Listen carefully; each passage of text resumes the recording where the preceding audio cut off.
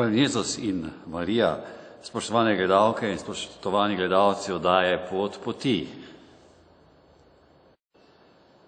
Danes sem gostitelj v nadžupniji Maribor, v župniji Malečnik.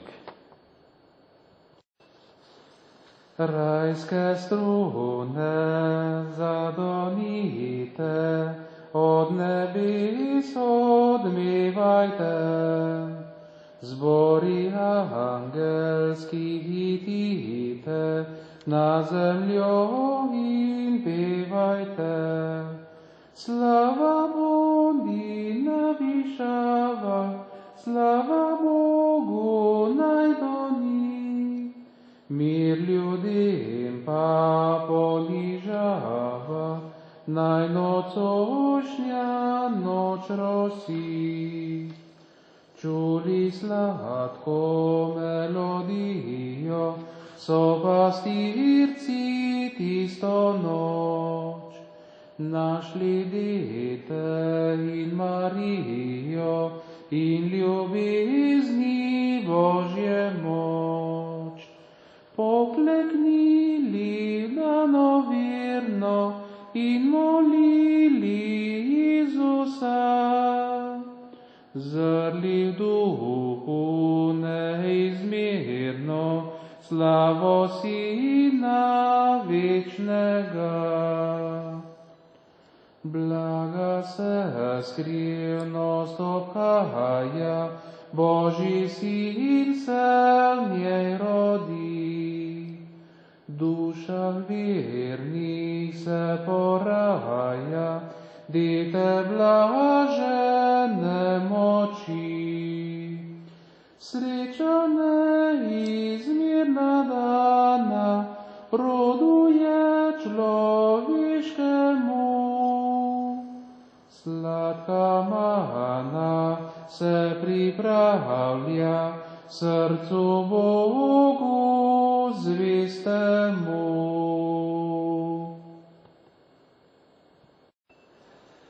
Med nami imamo ponovno zelo zanimivega gosta.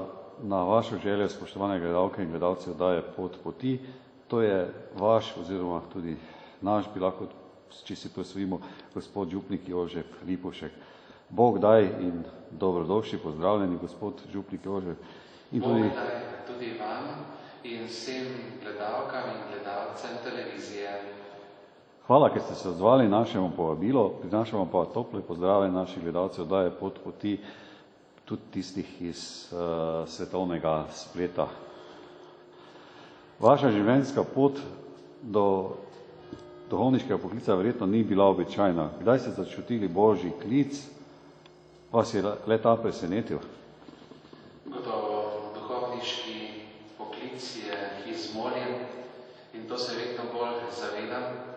Zdaj, ko že je nekaj let duhovništva za mano, vedno bolj spoznavam, kako je to velik Božji dar. Izmoljen, poklican in poslan med ljudi. Izmoljen in izbran iz ljudi in postavljen za Božje ljudstvo. Zato tudi vidite, kako začenjamo to našo oddajo tukaj pod Marijinim znamenjem. Bo Marija Božja in naša mati, potem nad njo Sveti Duh in pa čisto na vrhu tudi Bog Oče, tako kot se spodobi Bog nastvarnik in Marija srednica Božje milosti. Zato lahko rečem, da sem ob Marijinem znamenju v njeni podobi začutil tudi Božji klic. Namreč že kot otrok sem naši domači vaški kapelici, kjer je prav takšna podoba Marije z Jezusom, sem večkrat se ustavljal, mimo grede, tudi ko sem prihajal iz šole domov ali se peljal v šolo in kasneje tudi kot duhovnik se že vračal v domači kraj in se vedno ustavil pri tem znamenju in se zahvaljeval Mariji in Bogu za milost in dar duhovniškega poklica. Pot gotovo me je vodila že od otroških let naprej, saj sem kot otrok že večkrat tako malo bolj za šalo maševal v domači sobi, seveda z domačim kruhom in pa z domačo pijačo in tako simbolično imitiral sveto mašo in takrat povabil tudi starša k temu dogajanju. Seveda starša sta to z veseljem sprejela in skupaj smo tako obhajali domačo, torej sveto mašo že takrat v otroških letih. Ampak to je bila zgolj tako igra. Kasneje pa pogledajte, je to preraslo v željo, prebedenje, tudi po tem, da bi se videl v vlogi duhovnika, ko sem opazoval domačega župnika pri sveti maši in sem večkrat se zamislil, kaj pa bi jaz takole stal enkrat za oltarjem in maševal. Seveda potem so prišla tista osnovnošolska leta, ko človek ne ve točno, kam bi se odločil in potem tudi srednješolska leta. Včasih sem pomislil, potem tudi razmišljal o drugih poklicih. Najbolj odločilen pa je bil tisti notranji klic, ki se je zgodil ravno v koncu srednje šole, ko sem se že sicer upisal tudi naprej za študij na strojni fakulteti, ampak potem ob koncu prvega letnika pa je meni dozorela ta odločitev za duhovniški poklic in se potem enkrat šel v Mariboru mimo stolnice, torej stolnice Janeza Krstnika, kjer je Slomškov grob. In takrat sem rekel, zdaj, Gospod, tukaj sem, pošli mene. Zakaj so moralne vrednote skoraj pozabljene v tem času? V tem času sekularizacije in pa tudi individualizma in razvrednotenja vrednot je to še posebej pereče vprašanje in gotovo je potrebno veliko enega notranjega iskanja, da človek, ki je nosilec vrednot, saj nas je Bog postavil ravno za to. In zato je potrebno v tem današnjem času, ko je to še posebej pereče, ko se izgubljajo vrednote, ko se mi zdi, da zmaguje vse drugo kot vrednote, še posebej treba, da vsak posameznik in skupnost to tudi začuti in da pričuje za vrednote, kot so ljubezen, dobrota, pravičnost, družinska sreča, potem vzgoja mladih, potem vzgoja za duhovne poklice. In vse te vrednote imajo svoje središče v Jezusu, Kristusu, ki je prvi živel te vrednote in je prvi nam posredoval te vrednote. In ravno v moči Jezusove Božje besede, Evangelija, Svete Euharistije, ostalih zakramentov, lahko človek današnjega časa tudi pričuje za te vrednote. Treba je biti boj v današnjem času in se posebno zavzemati, da bi človek res odkrival te vrednote, jih živel in potem tudi prinašal današnjemu sodobnemu človeku, ki večkrat ne ve, kaj so današnje krščanske vrednote. Verjetno nam je lahko sveta družina vzor. Tukaj zadnji naši gledalci oddaje Pot poti tudi vidijo blaženega Antona Martina Slomška, kateri je nam lahko prvi pripričnik, da te vrednote tudi poskušamo posnemati. Ja, gotovo. Blaženi škof Slomšek se zelo prizadeva kot pisec, kot pesnik, kot škof, narodni voditelj, potem velik delavec za ekumenizem.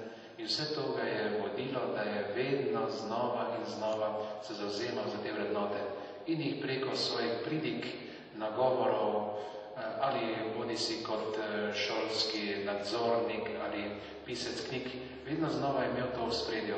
Skrb, vzgojo mladih rodov, predvsem pa tudi človeka, vedno znova v luči njegovega gesla to tudi ovrednotiti. Saj je rekel, sveta vera vodijo luč, materin jezik pa ključ na zveličavne narodnike. Tukaj je podarjal ti dve veliki krščanski vrednoti, torej vero in pa ljubezen do slovenskega jezika. Kako vi vidite krščansko družino?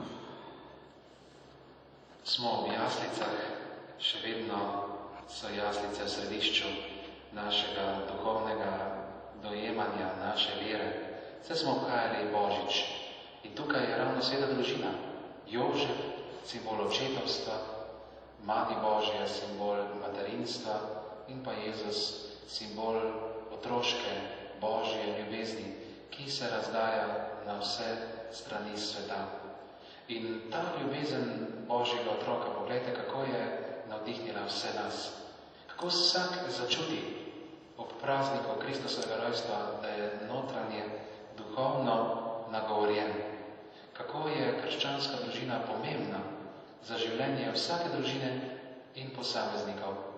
In zato je toliko bolj pomembno, da v krščanski družini spoznamo te vrednote, o kateri se prej govoril, in da se vsak oče, mati, otrok vedno znova vpraša, kaj meni sporočajo te osebe.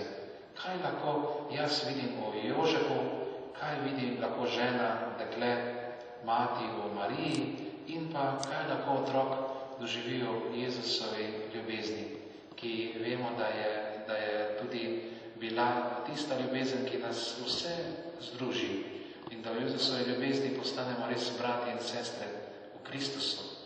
In ravno beremo v Evangeliju, da je dete Božje, Jezus, ostal pri Jožefu in Mariji 30 let in rastel v Božji milosti, modrosti in ostal ima zvest in dan. In to je velika vrednota, da tudi danes vsak človek, vsak otrok se najprej zaveda pomena krščanske družine in pa tudi družine, v kateri je živel, odraščal ali tudi živi. Otrok rabi tako očeta kot mater. Se vi spomnite, kako je bilo, ko ste bili še vi otrok, morda za naše mlajše gledalce oddaje Pot poti, pa tudi tiste starejše detke, babice, ki so to doživeli, oziroma tudi posedujejo vnukom in so pravi zaklad. Kako je bilo takrat? Ja, gotovo, to so najlepša leta, to je zlati čas, kot pravi pesem. In ta čas je zelo dragocen bil zame. Namreč to je bil čas res lepega otroštva, lepih doživeti ob družinski mizi, lepih večerov v molitvi. Vse to je ostalo v meni globoko zapisano v mojem srcu, da sta mi starša položila pomembno doto v moje življenje in da vse to sedaj lahko skrbno izkoriščam za moje nagovore ali moje duhovno življenje, da se vedno znova spominjam, kaj pa je oče v dani situaciji rekel, kaj pa je mati naredila. In gotovo so bili to pogovori, večeri, medsebojnega pogovarjanja, potem molitve, potem različnih ovrednoten situacij, ki so se dogajale v takratnem času. To je bil res lep čas, ki ga ne bi zamenjal za nič na svetu. To je bil res lep čas. Saj ni bilo takrat, kot veste, ne računalnikov, ne interneta. In takrat smo drug v drugem gledali tisto, kar je najbolj pomembno. Občudovali smo ljubezen v očetu, v materi. In ta ljubezen mi je pokazala tudi pot do Boga, do Jezusa in do Marije. Tukaj je tudi nekaj vprašanj naših gledalcev oddaje Poti, pri katerih se pravzaprav tudi jaz sprašujem, kakšne posledice lahko spustijo v duši matere, očeta, otroka, tale sodobna miselnost, ki nas pelje stran od Boga. Ne vse, ampak v večini pa, kot tudi mediji so med njimi zelo. Sodobna miselnost in sodobni mediji in vse to zelo vpliva na naše življenje. Kot vidimo, ta sedma sila zelo oblikuje naše mišljenje in današnji svet. Tako da današnji človek velikokrat gleda skozi vse to in si oblikuje svoje življenje ravno po tem. In zdaj, če zna odrasel človek to presojati, če ima lepo oblikovano vest, ki se mu oglaša, da ve, kaj je dobro, kaj je slabo, potem je to lahko za človeka zelo pozitivno. Če pa mladem človeku, ki še vest ni tako oblikovana, pa se vse to vsak dan vedno znova množica informacij, množica teh raznih ponudb, reklam, vsuje v mlado človeško srce, potem pa je lahko zelo to nevarno in lahko mladega človeka tudi stran iz prave poti odžene in lahko človek izgubljen tava kot ovca brez pastirja. Menite, da so ljudje dovolj seznanjeni s posledicami takega početja medijev, časopisov in tako naprej? Zelo različno je od medija do medija in od cerkve, od vere do raznih družbenih vplivov. Zdaj odvisno je, mlajša generacija nekako zelo sledi tudi in se izobražuje. Starejša generacija se mora tudi potruditi, da zna tudi razbirati zrno od plevela.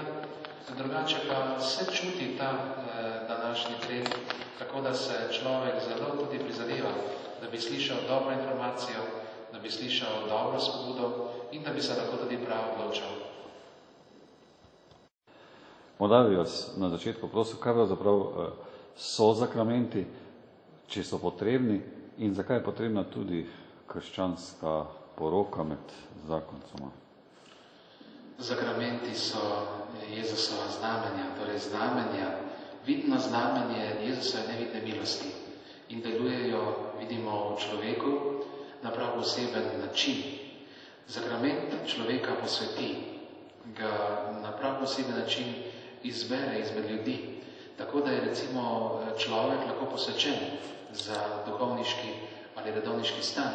Potem otrok gotovo je krščen v Jezusovem imenu in postane član cerkve. Milost Božjega otroštva mu je dana, izbrisan izvirni greh. Potem tudi birma, sakrament zrelosti.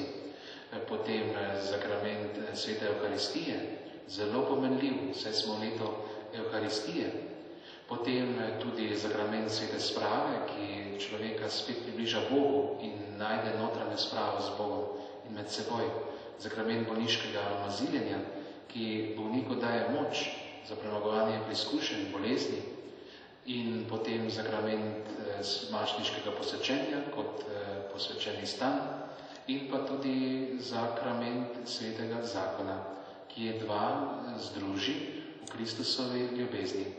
Zato so sakramenti zelo pomenljivi za človekovo življenje. Pred teboj, o mati, tvoj otrok leči, in te prosim, da naj s teboj živi.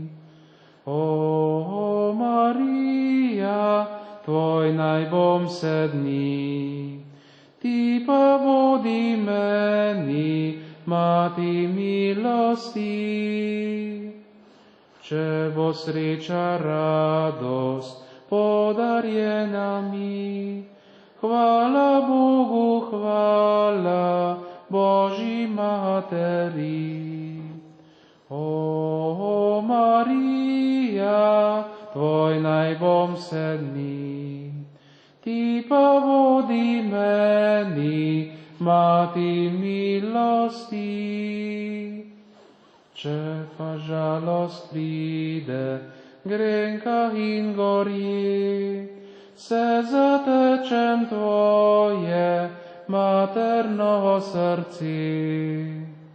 O Marija, tvoj naj bom sedni, ti pa vodi meni, mati milosti.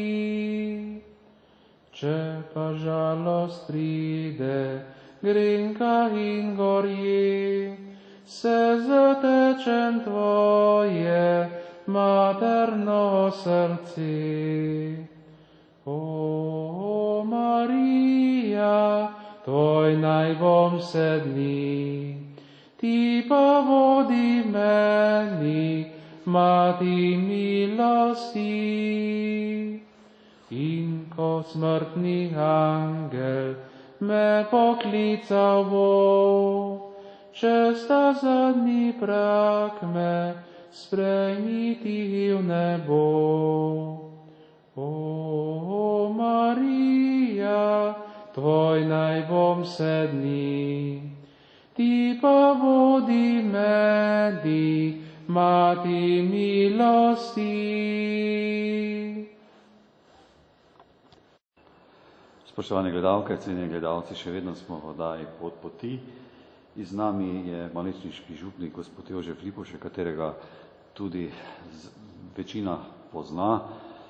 Njegove oddaje, katere in pesmi in pridige, po katerega poznamo, lahko najdemo na spletni strani Malečniške župnije in tudi na krščanskem strežniku RKC. Vsi tisti, kateri pa še tega ne poznate, predvsem tisti svetovnega spleta, pa lahko tipkate brskalnik www.zvilko.com in potem pritisnete audio in video na RKC, kjer je tudi povezava. Gospoda župnika Jožefa bi pa vprašal, kdaj se je prvič srečal z Medžugorjem in kako vidi Medžugorje kot duhovnik? Medžugorje sem se srečal leta 2000, torej v tem jubilejnem letu. Takrat smo poromali s pevci iz prejšnje župnije, Rogaška Slatina, in to je bilo zame nekaj posebnega. Prej sploh nisem vedel za Medžugorje, bil sem prej na drugih romarskih marijnih svetiščih in takrat me res očaralo to. Najprej ta res velika skupina romarjev iz vsega sveta, potem ta naša narodov me je prevzela, sem lahko somaševal tudi z ostalimi duhovniki vsega sveta, potem tudi spovednice, množica romarjev, ki se vsak dan spoveduje in to so spovednice ena poleg druge, zato je res zame naredilo Medžugorje velik vtis, prijaznost, tudi ljudi, tam, kjer smo stanovali, domačega osebja. In vse to je naredilo dame zelo velik vtis. In zato sem potem tudi se odločil, da vsako leto poromam skupaj z romarji na ta milostni kraj.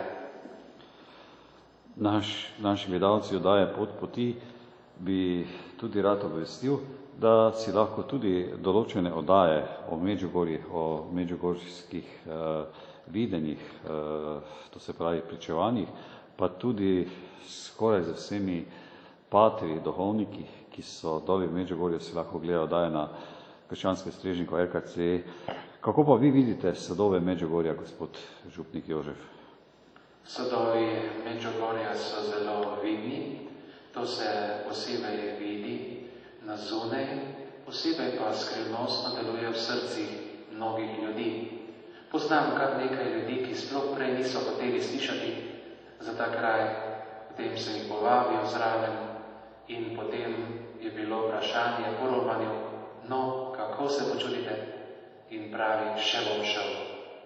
In to je bilo dovolj zgovorno, da je človek začutil v tem milostnem kraju res nekaj posebnega. Poseben Božji poseg, Marijin blagoslov in pa, da lahko človek tudi začuti velikokrat, kako je Bog blizu.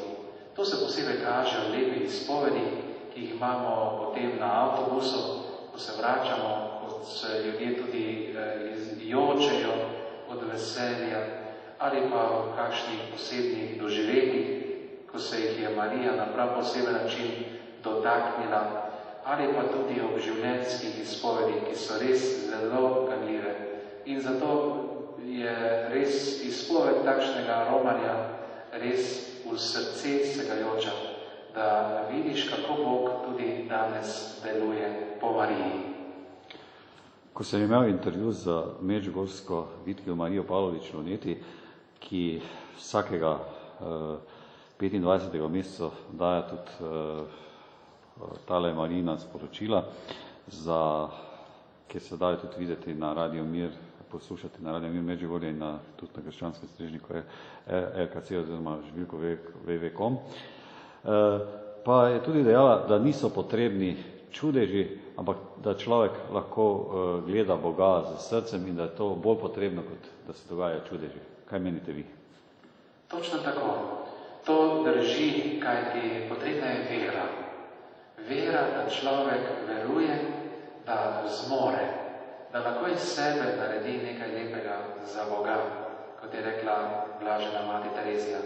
To je tisto, kar je najbolj pomembno, kajti čudež je potem zunanje znamenje.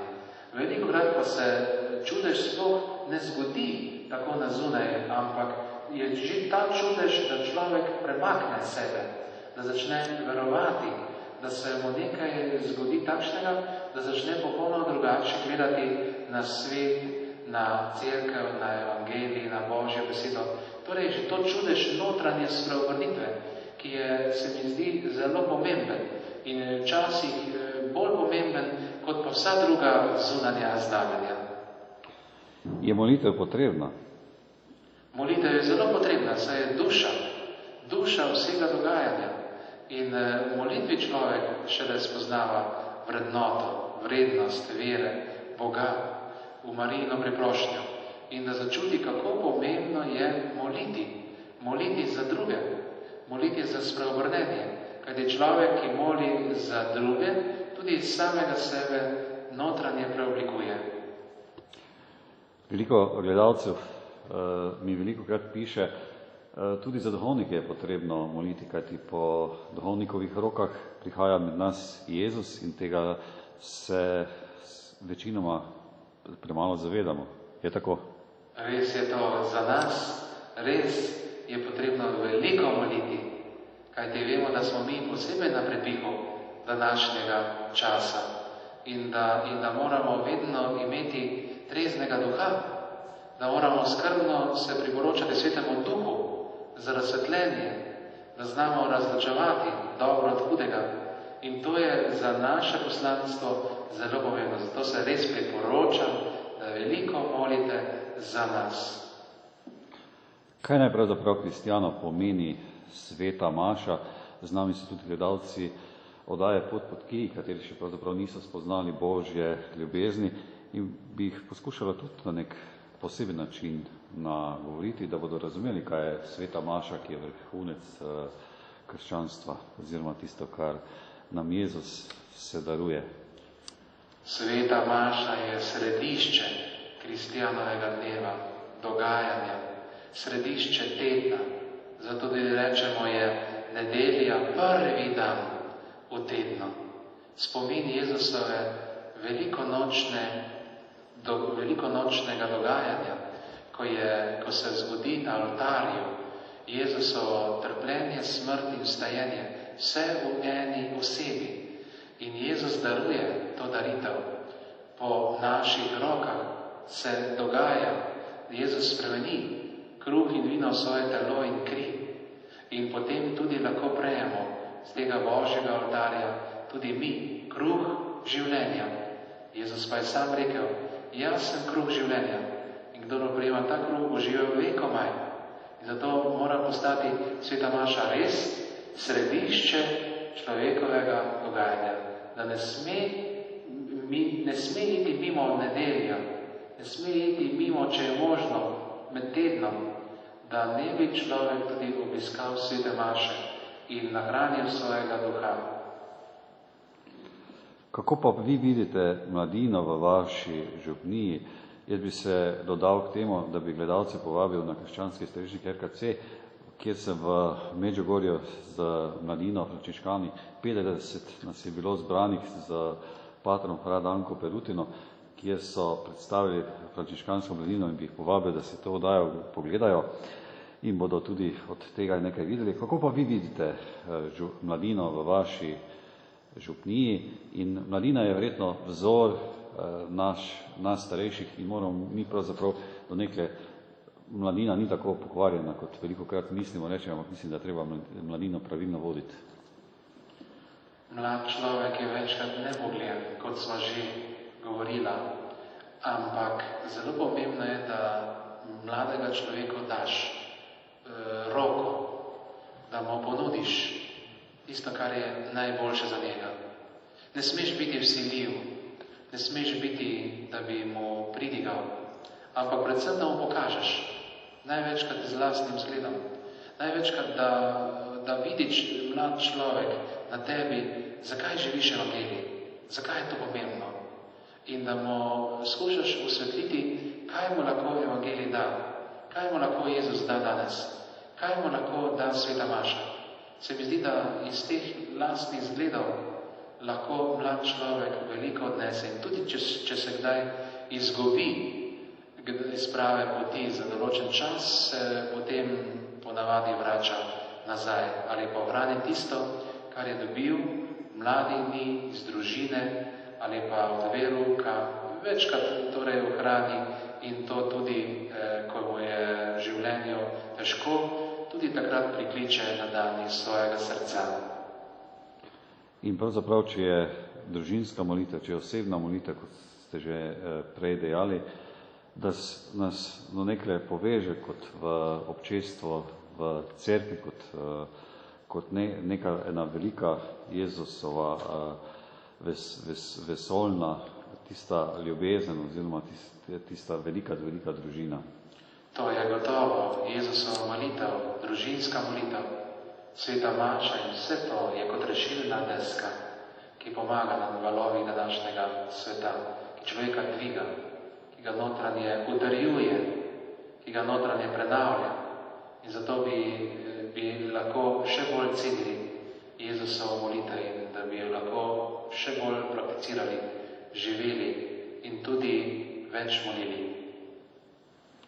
Tako kot mi je fra Svetozar Kraljevič v Međugorju dejal, da človek pravzaprav poklican za molitev, da je to potreba, čeprav se velikokrat mi tega ne zavedamo.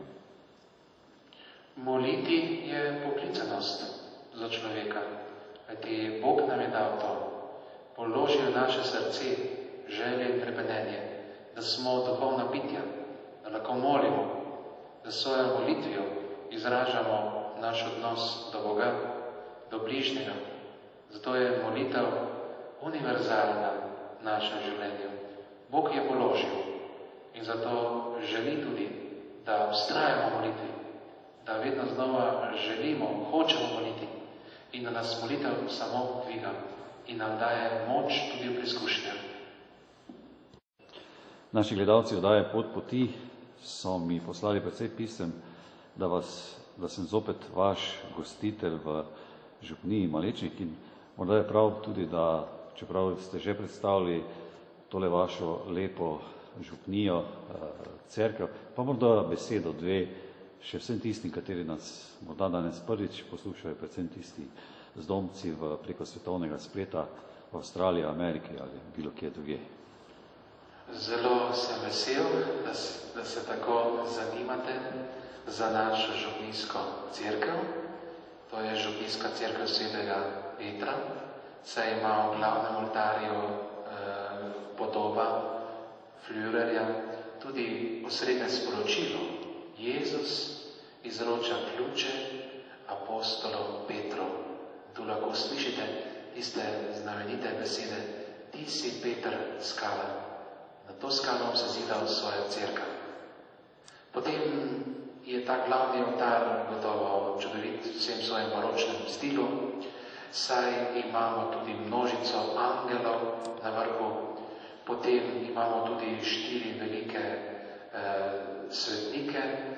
Ti 4 veliki svetniki so sveti Rupert Salzburški, sveti Valentin, sveti Nikolaj, kot ga otroci poznajo kot sveti Miklavž, in pa tudi sveti Janez Nepomuk.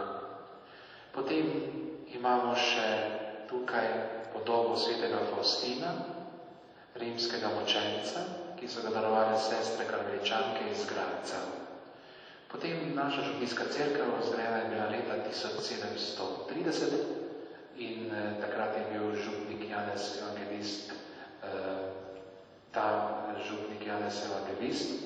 ki je tudi dal skupaj s pomočjo dobrih župljanov zgraditi to svetišče. In Janez Siti se je zelo prizadeval, da bi cerkev res ohranila to notranji pridih, te notranje zbranosti, da je cerkev človeka nagovori, ko pride, da se lahko počuti tukaj v tej molitveni drži in pa da ga nagovarja tudi v vsej svoji preprostosti in pa v teh lepih svetalnih obrokih, ki govorijo o tem, kako je umetnik znal približati nebesa zemljo, zemlji in zemlje nebesa. Da se človek čuti tukaj res nagovorjenega, o podobi svetega Petra, potem o podobah iz Petrovega in Jezusovega življenja in pa tudi ob različnih stranskih oltarjih in pa vse to človeka tudi danes zelo nagovarja. Kaj bi na koncu oddaje Pot poti podali na srce našim gledalcem oddaje Pot poti? Morda bi zaključili z velikim križevim potom, ki ga imate na tele Marijini cerkvi, ki je lahko tudi najdete na vaši spletni strani, oddajo o predstavitve na Gorci. Tukaj so res kapelice križevega pota, ki na prav poseben način govorijo o Jezusovem trpljenju in romar, ki pride sem, najprej se ostavi tukaj v župnijski cerkvi, potem pa poroma tudi v kapelicah. In kapelice vodijo lepo do zadnje postaje, do 15. postaje Vstajenske. Ta Vstajenska postaja je pa v podružnični cerkvi Device Marije na Gorci, tako se imenuje. In tukaj je vsako prvo soboto v mesecu tudi Marijina sveta maša, posebej je sveta maša posvečena njej. In pa na prav poseben način se zbiramo tudi ob drugih Marijinih praznikih, za polnočnico, tudi lepa romarska sveta maša, ko romari pridejo z baklami, od blizu in daleč, potem romarska sveta maša tudi za staro leto in pa tudi novoletna sveta maša za blagoslov in začetek novega leta ob Marijinem prazniku. Tako da je res veliko priložnosti, da romar je nagovorjen ob tej cerkvi, potem ob kapelicah in tudi ob podružni cerkvi Device Marije, kjer se tudi zdaj zbirajo tudi gluhi, slušno prizadeti ljudje, ki jih posebej nagovarjajo posebej maši z znameni gospod kaplan Edi Stroha iz Ljubljane. Želel bi vam, spoštovane gledalke, spoštovani gledalci, res se zahvaliti za to, da ste vztrajali in da ste prisluhnili mojemu skromnemu nagovoru.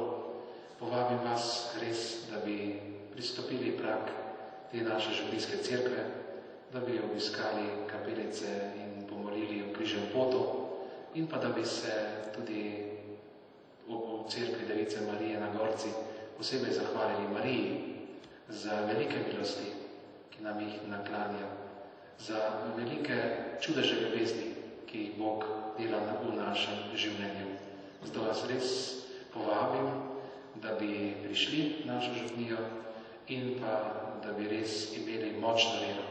Močno vero, takšno vero, ki lahko tudi zmore velike reči. Tako kot je Marija pela hvalnico v svojem srcu. Moja duša veličuje Gospoda, moj duh se raduje Bogu, mojem zveličanju. Zakaj velike reči in stvari On, ki je mogoče. In naj tudi velike reči Bog dela tudi v vašem življenju.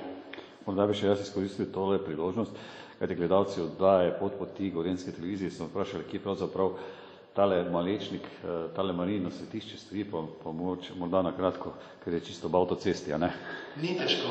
Torej zdaj imamo tu novi odsek avtoceste. Če se peljete po avtocesti skozi torej kar Maribor, potem smer Murska Sobota in potem je odcep Maribor-Pobrežje, Zrkovci in tukaj desno iz avtoceste in že na avtocesti vidite Gorco, lepo cerkev na vrhu hriba in tudi spodaj župnijsko cerkev, tako da ne morete zrešiti. Je na lepem križišču na začetku Slovenskih goric in zato res povabljeni, da bi prišli v to našo župnijo, saj je ne morete zrešiti. Predstavitve župnije Marijinega svetišča lahko najdete tudi na vaši spletni strani. Pokloni gospod župnik Jožef in ostanete še naprej Jezusov duhovnik. Hvala tudi vam in Bog naj vas blagoslovi in naj vas Marija varuje v vašem življenju. Zahvaljujem se vam za pogovor o oddaji Pot poti Pokloni. Lepo vas pozdravljam, spoštovane gledalke in gledalci, z starim krščanskim pozdravom. Hvala Jezus in Marija. O Devica, pomočnica, bila si in boš nam ti, le sladkosti in blagosti, tvoja roka nam deli. Čast Marije najrazlije se po svetu krok in krok. Njo častimo in prosimo, naj odreši nas nadlog. Ljuba mati v zari zlati, ti to laži nam srce. Vseh slabosti in bridkosti, grenke briši nam solze. In ob smrti, raj odprti, srečno nam dospeti daj, kjer veseli, hvalo peli, tebi bomo vekomaj.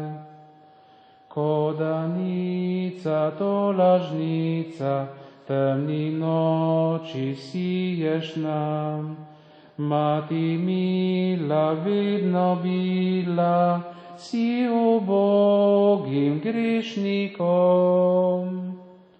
Vidi silo in premilo, rada nam pomagaš ti, pri skušnjavah in težavah, to lažnica vedno si.